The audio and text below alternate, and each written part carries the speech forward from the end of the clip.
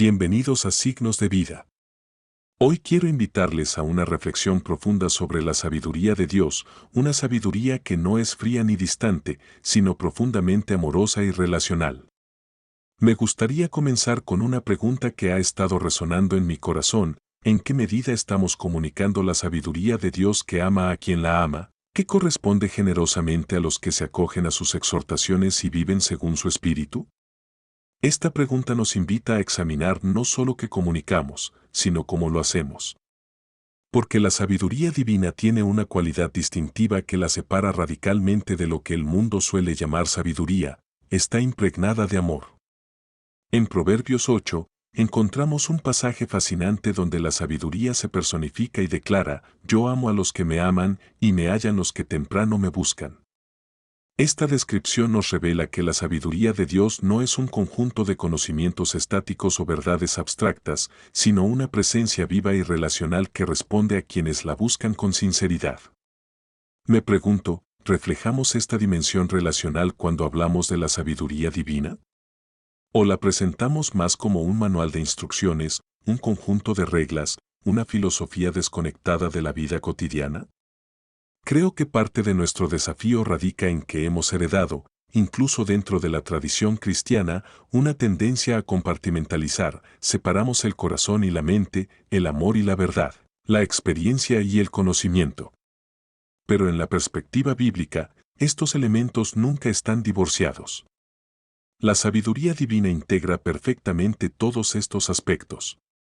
El apóstol Pablo, en su carta a los Efesios, ora para que puedan comprender, con todos los santos, cuál es la anchura, la longitud, la profundidad y la altura, y de conocer el amor de Cristo, que excede a todo conocimiento, para que seáis llenos de toda la plenitud de Dios.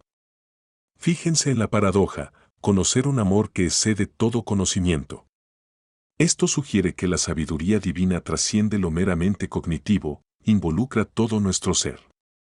Y esto me lleva a la segunda pregunta que quiero explorar con ustedes hoy: ¿cómo revelar al ser humano el amor de Dios a través de su eterna y amante sabiduría? Porque si realmente comprendemos que la sabiduría de Dios es inseparable de su amor, entonces nuestra tarea no es simplemente transmitir información, sino facilitar un encuentro transformador con este Dios que es simultáneamente sabio y amoroso. Permítanme compartir 5 reflexiones sobre cómo podríamos hacerlo de manera más efectiva. Primero, necesitamos encarnar esta sabiduría antes de intentar comunicarla. El modelo por excelencia es Jesús, quien según 1 Corintios, capítulo 1, versículo 24 es poder de Dios y sabiduría de Dios. El Verbo, la palabra, la sabiduría divina se hizo carne y habitó entre nosotros. No se limitó a enviarnos un libro de instrucciones desde el cielo, vino personalmente, entró en nuestra realidad, compartió nuestra condición humana. De manera similar, nuestra proclamación de la sabiduría divina debe estar encarnada en vidas que la reflejen. Como dijo San Francisco de Asís, predica el Evangelio en todo momento, y si es necesario, usa palabras. Cuando nuestras relaciones, decisiones y acciones están moldeadas por esta sabiduría amorosa, comunicamos su realidad de manera más poderosa que con 1000 sermones. Piensen en las personas que más han influido en su comprensión de la fe.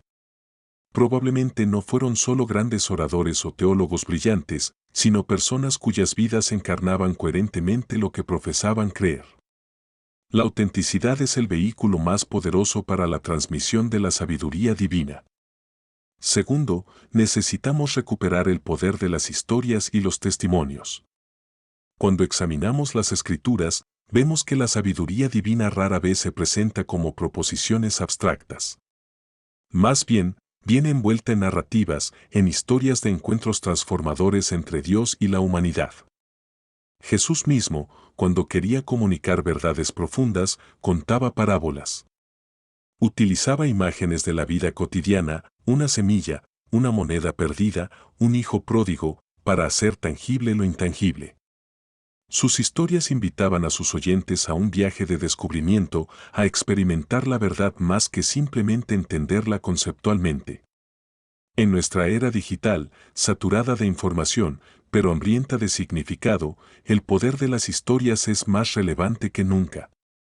Cuando compartimos honestamente cómo la sabiduría de Dios ha transformado nuestra propia vida, cuando narramos los momentos en que experimentamos su amor en medio de nuestras luchas, ofrecemos algo que trasciende los argumentos abstractos. Tercero, debemos presentar la sabiduría divina como liberadora, no como restrictiva. A menudo, hemos comunicado los mandamientos de Dios, sus instrucciones, como limitaciones a nuestra libertad, como restricciones arbitrarias. Pero el salmista tiene una perspectiva radicalmente diferente cuando dice, «Cuánto amo yo tu ley. Todo el día es ella mi meditación». Salmo, capítulo 119, versículo 97. ¿Cómo puede alguien amar una ley? Solo cuando reconoce que esta ley no es un conjunto de restricciones arbitrarias, sino una expresión del amor de Dios que busca nuestro florecimiento. Como cuando un padre le dice a su hijo que no toque el fuego, no está limitando su libertad, sino protegiéndolo por amor. La sabiduría de Dios, correctamente entendida, no nos confina, nos libera para convertirnos en la mejor versión de nosotros mismos, para vivir en armonía con nuestro diseño original.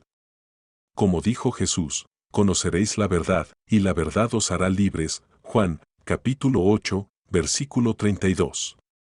Cuarto, necesitamos comunicar esta sabiduría con profunda humildad.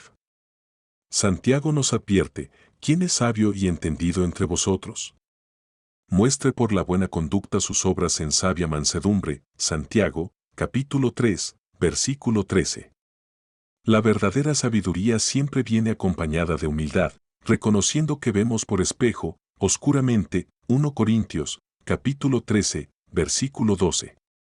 La arrogancia es incompatible con la verdadera sabiduría. Como dice Proverbios, capítulo 11, versículo 2, cuando viene la soberbia, viene también la deshonra, mas con los humildes está la sabiduría. Cuando presentamos la sabiduría divina con aire de superioridad moral o intelectual, con certezas inflexibles que no dejan espacio para preguntas o luchas, estamos traicionando su verdadera naturaleza. Comunicar la sabiduría de Dios no es un acto de superioridad, sino de compañerismo en el viaje. Estamos invitando a otros a un camino que nosotros mismos seguimos recorriendo. Como dijo Agustín, en lo esencial, unidad, en lo dudoso, libertad, en todo, caridad.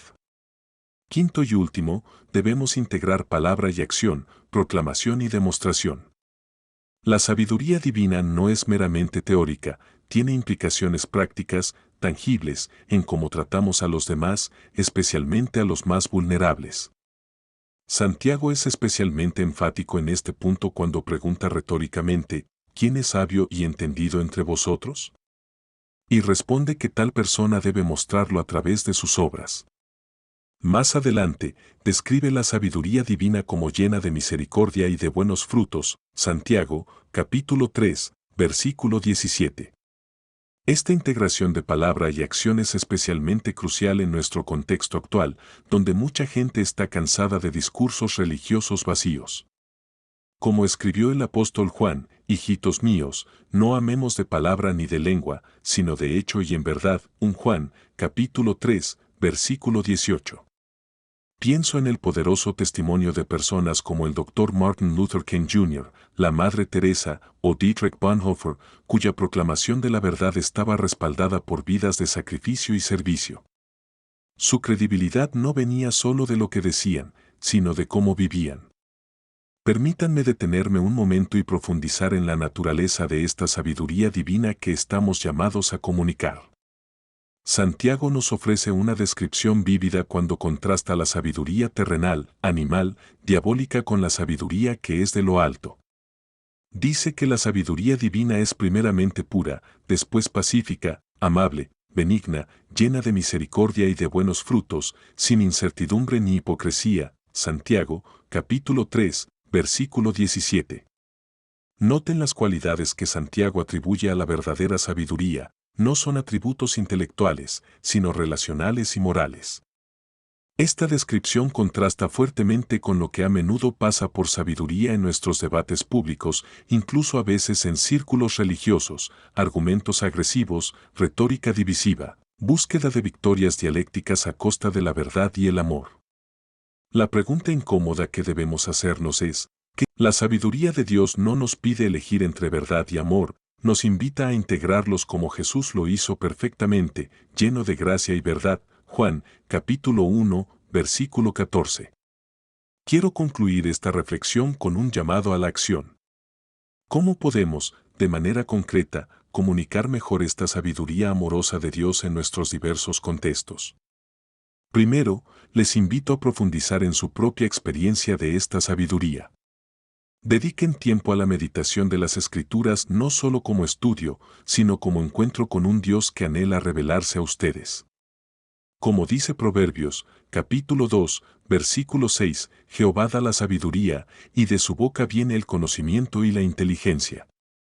Segundo, cultiven comunidades donde esta sabiduría pueda ser explorada colectivamente. La sabiduría de Dios florece en el contexto de relaciones auténticas. Como dice Proverbios, capítulo 27, versículo 17, el hierro se afila con el hierro y el hombre se afila en el trato con su prójimo. Necesitamos espacios donde podamos compartir nuestras percepciones, preguntas y experiencias de la sabiduría divina. Tercero, practiquen el arte de escuchar profundamente antes de hablar. Santiago nos exhorta a ser prontos para oír, tardos para hablar. Santiago, capítulo 1, versículo 19. Antes de ofrecer respuestas, necesitamos entender las preguntas reales, las inquietudes genuinas de las personas. La sabiduría divina no responde a preguntas que nadie está haciendo. Cuarto, encarnen esta sabiduría en actos concretos de amor y justicia. Como escribió Miqueas, oh hombre, Él te ha declarado lo que es bueno, y que pide Jehová de ti, solamente hacer justicia, amar misericordia, y humillarte ante tu Dios. Miqueas, capítulo 6, versículo 8. La sabiduría divina siempre se traduce en una vida que refleja el carácter de Dios. Quinto, cultiven la humildad. Reconozcan que estamos todos en un viaje de aprendizaje, que ninguno de nosotros ha llegado a la comprensión plena. Como dijo Pablo, si alguno se imagina que sabe algo, aún no sabe nada como debe saberlo. 1 Corintios, capítulo 8, versículo 2. Esta humildad nos mantiene abiertos a nuevas percepciones, a correcciones necesarias, a la guía continua del Espíritu. Imaginen por un momento cómo sería nuestra comunicación del Evangelio si estuviera verdaderamente impregnada de esta sabiduría amorosa de Dios. No seríamos percibidos como jueces arrogantes ni como relativistas sin convicciones, sino como compañeros peregrinos que han encontrado un tesoro precioso y lo comparten con alegría y humildad. En un mundo tan polarizado y fragmentado como el nuestro, comunicar esta sabiduría amorosa de Dios es más urgente que nunca. No como un arma en guerras culturales, sino como un bálsamo que sana y restaura. No como una imposición, sino como una invitación a un viaje de descubrimiento. No como una carga, sino como un regalo liberador. Como dice Proverbios, capítulo 3, versículo 17 acerca de la sabiduría, sus caminos son caminos deleitosos, y todas sus veredas paz. Esto es lo que estamos llamados a comunicar y encarnar, no una religión opresiva, sino una sabiduría deleitosa que conduce a la paz. Permítanme concluir con una imagen que me parece poderosa. En Juan 1, se nos dice que Jesús, la palabra hecha carne, vivió entre nosotros lleno de gracia y de verdad. La palabra griega que se traduce como vivió es literalmente plantó su tienda. La sabiduría de Dios no nos visitó brevemente, plantó su tienda entre nosotros, entró en nuestra realidad, compartió nuestra condición humana. De manera similar, estamos llamados a plantar nuestras tiendas en medio de nuestro mundo, no aislándonos en burbujas religiosas, sino entrando en la realidad a veces compleja y dolorosa de nuestros prójimos. Y allí, en esos espacios compartidos, podemos revelar, a través de vidas marcadas por la gracia y la verdad, el amor de Dios expresado en su eterna sabiduría. Esta semana, les animo a dar un paso concreto. Identifiquen una situación en su vida donde puedan encarnar más plenamente esta sabiduría amorosa. Puede ser en su familia, en su trabajo, en su comunidad. Pregúntense, ¿cómo puedo, en esta situación específica, vivir de manera que revele la sabiduría de Dios que es pacífica, amable, benigna, llena de misericordia y de buenos frutos? Y compartan sus experiencias. Me encantaría saber cómo esta reflexión resuena con ustedes y cómo están aplicándola en su vida cotidiana.